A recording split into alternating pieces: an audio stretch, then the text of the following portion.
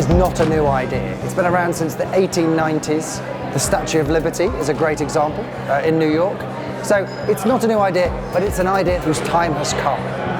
And what we've seen is the kind of appetite amongst local authorities to consider new and different ways of assessing projects, surfacing projects, and then funding projects. That's where a Civic crowdfunding platform gives them a really clear idea about how much people really want that project in that particular place. Trying to design platforms that would make it for those customers. Traditionally, when we think about the civic environment, we tend to rely on councils, sometimes property developers, for financial and creative nourishment.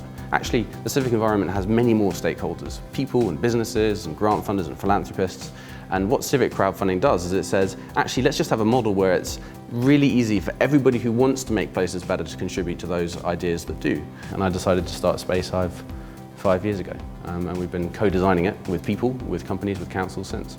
We're now at the stage where we've got a lot of learning we can share, and the report that Future Cities Catapult are producing today will be a really valuable document for local authorities who are thinking about getting involved in this space. The Future Cities Catapult wrote the guidebook for local authorities. We realised that there was a lot of literature out there about civic crowdfunding in general, but there was little to detail how a local authority could be involved. The benefit that local authorities can bring to civic crowdfunding is that they provide a centre to the activity.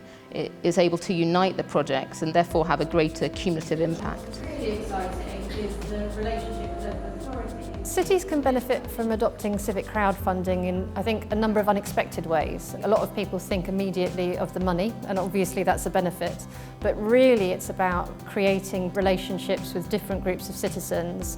I think the future for civic crowdfunding is really exciting because it's now moved into something where there's a really strong evidence base. So you can see that it really does provide that return on investment, but more importantly, you can see that it builds community and participatory infrastructure. And that requires a level of engagement. The interesting thing is we've had projects from not the usual sources through crowdfunding. So that whole concept of it's our Manchester, our neighbourhood, our community, and we are making a contribution. Well, that for us is important. There's been private sector funding, there's been individual donations.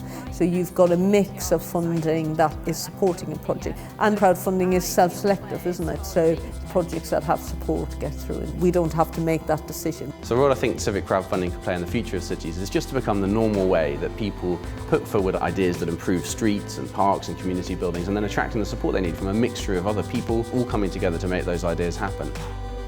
We're going to see that cities are just much better able to deliver against the needs and aspirations that local people and businesses have for the kinds of places they want to live in.